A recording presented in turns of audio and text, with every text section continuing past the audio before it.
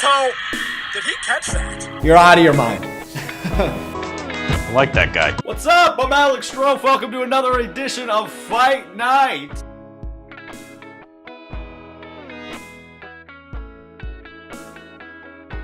That's fair. Probably not of yours because let's remember Michael Jordan. And there was a period in his career that everybody chooses to forget about, and he was still leading a team in points per game. Remember that Wizards era, Jason? It wasn't one we choose to remember. But back to your point.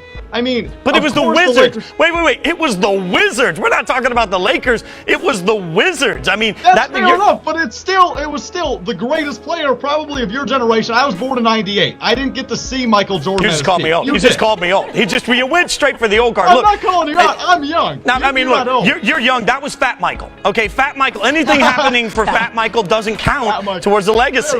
Fair enough. Well, let's get away from Michael. Let's go back to LeBron. I mean, looking at him in LA, I mean, yes, they have the future, but let's remember, LeBron's going into year 16. Him playing at his peak is no longer a guarantee. I mean, he's coming off, debatably, and we can agree here, one of the best seasons of his career. But he's getting older. Injuries are more likely to happen at this point. You know, he's going to wear down. Fatigue's going to set in. Welcome back. The Wisconsin Badgers football team got their 5th win of the season on Saturday, winning 49-20 over Illinois. The Badgers took advantage of 5 first-half turnovers, 5 to rout Illinois. The Badgers' rushing attack had another huge game, what's new, rushing for 357 yards.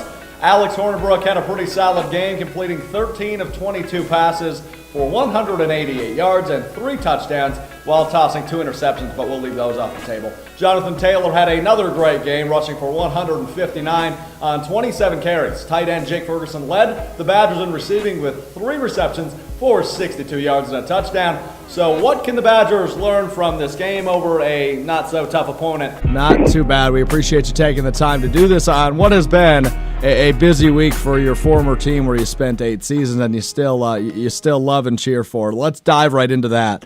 The Packers, on Sunday, they decided to part ways with 13-year coach Mike McCarthy. Initial reaction from you is what? The fact that a fire under some butts needed to be lit. And this team, what I've been saying, it seems like they haven't played with a sense of urgency for quite some time. So no better way to do that than get rid of the guy that's at the front. So do you think this will spark a turnaround for these last 4 games, Chris? You can only hope so. Obviously there's still a lot of talent on that team. Obviously, we got the best quarterback and the best quarterback in the league still playing, And now his 135th at-bat, and his first one he struck out to Lucas Gregory, who has 3 on the day and 2 last inning. And the first pitch, goodbye, adios, hello, scoreboard. Kyle Morzinski, all he needed was the first pitch of the inning to give the Pointers the first lead and the first run of the afternoon. 1-0, the Pointers lead as Kyle Morzinski trots home.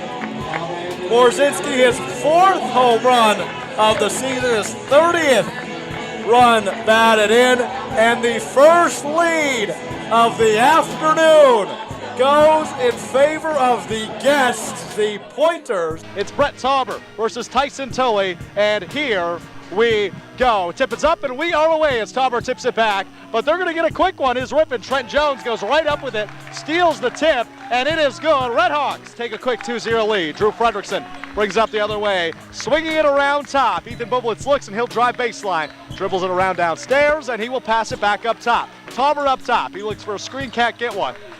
And he'll dump it off to Frederickson, 15 on the shot clock. He's up top, he'll drive inside. He's triple covered, a no-looker to Tauber. Tauber goes up, and it is good. We're tied at 2 quickly into this matchup. Good offensive movement by the Pointers, right, Jake? Definitely moving the ball efficiently, and a nice finish there, too.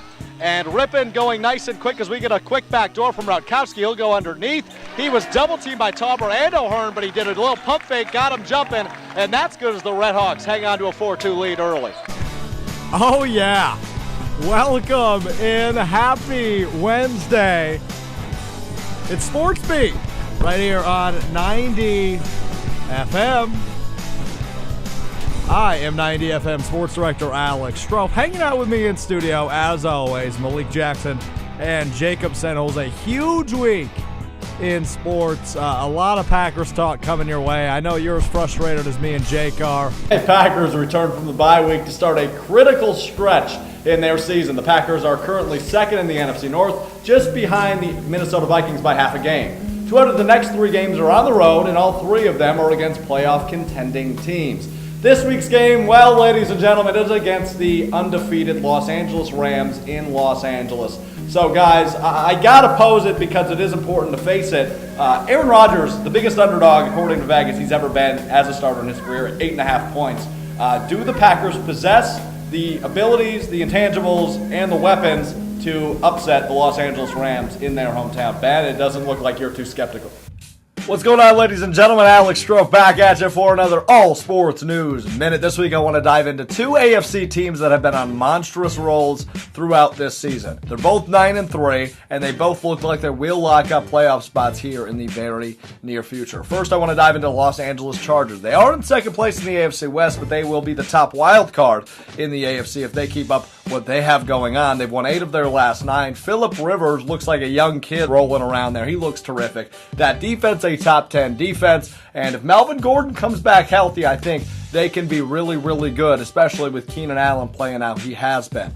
On the other side, I want to talk about the team that has won their last 9 games and stand at 9-3. They started 0-3. The Houston Texans. Deshaun Watson looks a lot healthier than he did week 1. That defense, another top 10 defense, stopping the rush at really high levels. And the addition of Demaryius Thomas, a good one. So who do you think is the biggest threat to New England or Kansas City? I say LA. Who do you say?